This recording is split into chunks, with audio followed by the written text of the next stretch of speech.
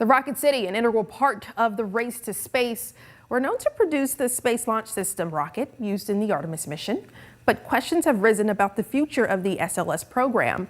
So far, concerns have been over time and budget. Eric Berger, a senior space editor with Ars Technica, reported on the possibility of a trade-off. Space Command could be headquartered in Huntsville, but at the cost of the SLS rocket. Berger spoke on what the impact could look like. So first of all, it's certainly not a done deal that the Space Launch System rocket is going to be canceled. All of those negotiations and so forth are going to be forthcoming. I mean, Isaacman hasn't been confirmed, and the new administration hasn't taken over yet. So nothing is final yet. But basically, my sources are telling me that the incoming people would like to terminate the Space Launch System rocket if politically possible.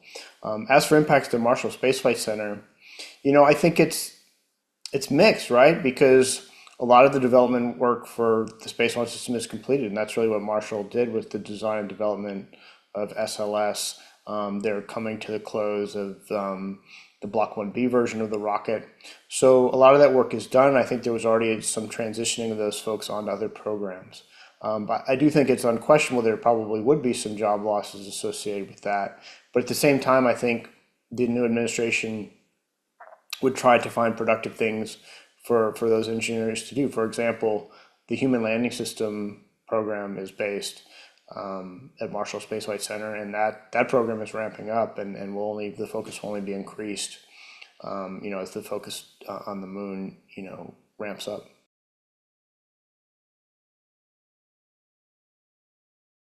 Certainly there are costs associated with that, but there are valid reasons, I think, to put the U.S. Space Command in Huntsville, Alabama. I think the focus of the Trump administration, the space program, is going to be trying to maximize, efficiency. They're going to want to turn up the dial on productivity and turn down the dial on bureaucracy. And NASA's, more than 6 to 8 decades old agency at this point. There is some bureaucracy there. And so they'd like to streamline that and get more productivity. And clearly there will be an increased focus on commercial space. We saw this during the first Trump administration. The leader of NASA was Jim Bridenstine. He pushed on commercial space. In the 4 years since then, we've only seen more success stories happen, with Starship, of course, but there are other success stories out there as well, and Blue Origin's about to launch its New Glenn rocket. So there are lots of success stories in commercial space to point to, and so they're going to lean into that, I think, going forward.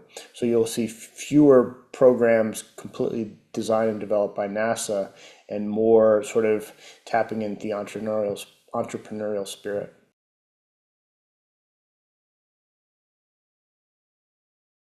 I haven't heard any talk of SpaceX opening an office in Huntsville. I think it's possible, but I think that they would want to associate that with some manufacturing capability in Alabama, and I just haven't seen any evidence of that. They seem really gung-ho on Texas for the time being.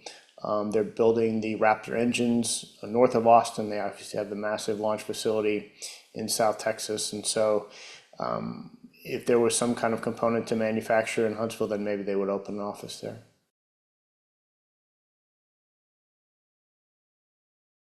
I think there's lots of different options at play, and certainly the future is very much undecided. What I think ultimately is there'll be some kind of a competition for the best pathways to get humans to the moon. I mean, the watchwords, I think, of the Trump administration are speed and results.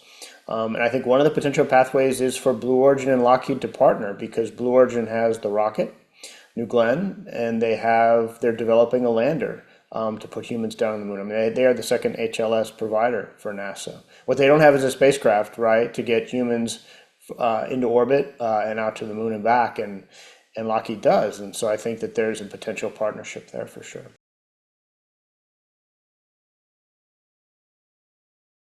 It remains to be seen. United Launch Alliance has been up for sale for a couple of years by Boeing and Lockheed Martin. Jeff Bezos of Blue Origin looked at it. Sierra Space looked at it, and both of them decided the price was too high. My sense of Boeing is that they are, with Starliner and potentially with Space Station program, they're looking to sell that if possible. I'm not sure they're going to get the price that they'd like for those assets. So, you know, it all remains to be seen. But yes, I do think Blue Origin would be a likely buyer because, as we mentioned earlier, they don't have a crew capsule right now or a spacecraft to get humans into space. And I think that's one piece of the architecture they'd certainly like to fulfill or fill.